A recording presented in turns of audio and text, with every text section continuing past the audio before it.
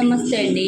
ఈరోజు నేను చాలా టేస్టీగా చాలా హెల్దీగా ఉండే చూడండి నాటు చిక్కుడుకాయలండి, వైలెట్ రంగండి, నాటు చిక్కుడుకాయలు నాటు టమాటాలతో కర్రీ చేస్తున్నానండి. నేను ఈ నాటు టమాటాలు నాటు చిక్కుడుకాయలు ఇప్పుడే దొరుకుతాయండి బాగానే.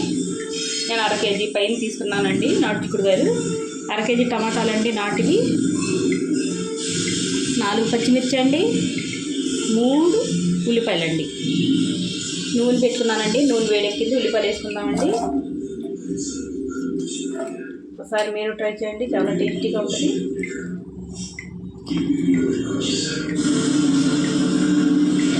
ఉల్లిపాయలు వేసాను కదండి, చిక్కుడుకాయలు కూడా వేసుకుందామండి.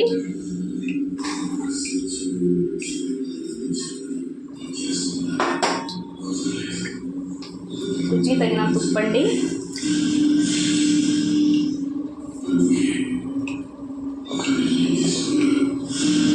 పసుపండి,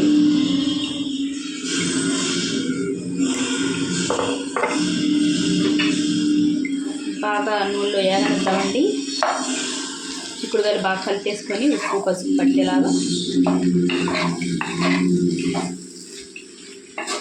నాటు చిక్కుడుకాయలు కదండి చాలా టేస్టీగా ఉంటాయి. నాటు టమాటాలు కూడా పుల్లగా ఉంటాయి కదా.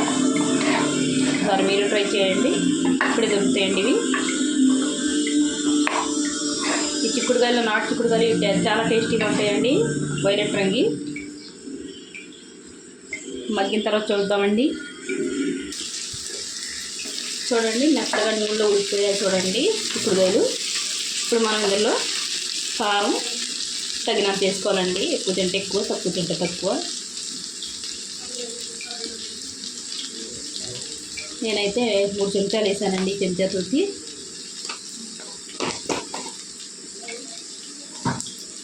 కొద్దిగా ఒకసారి కలుపుకుంటే ఎగిపోద్దండి నూనెలో, నూనె వేడిగా ఉంది కదా. టమాటాలు వేసిన తర్వాత కారం వేసుకుంటే కారం వాసన పోదండి, అలాగే ఉంటుంది. ఇప్పుడు మనం ముందుగా నూనెలో వేసుకుంటే పచ్చివాసన పోద్దండి కారంది. ఒకసారి అలా కలుపుకుంటే సరిపోద్దండి. చూడండి టమాటాలు పచ్చిమిరపకాయలు వేసేసుకుందాం. వేసుకొని బాగా కలిసేలా కలుపుకొని టమాటాలు బాగా మగ్గేలాగా మూత పెట్టి మగ్గించుకుందామండి, మెత్తగా అయ్యేలాగా. ఒకసారి మొత్తం అంతా కలిపేసుకుందాం.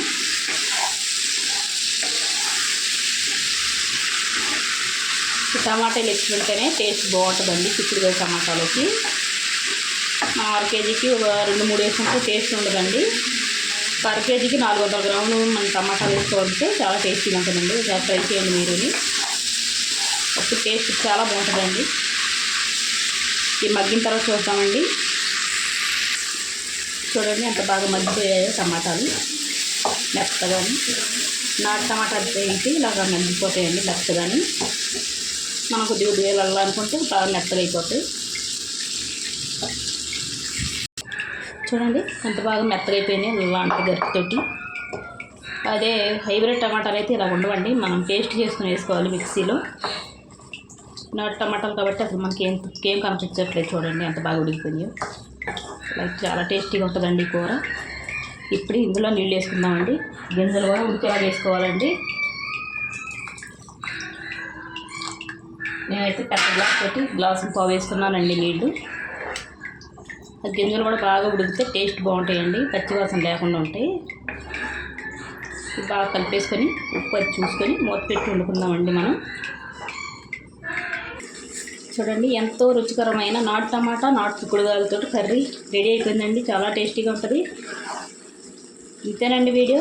మీరు ఒకసారి ట్రై చేయండి, నచ్చితే లైక్, షేర్, సబ్స్క్రైబ్ చేసుకోండి.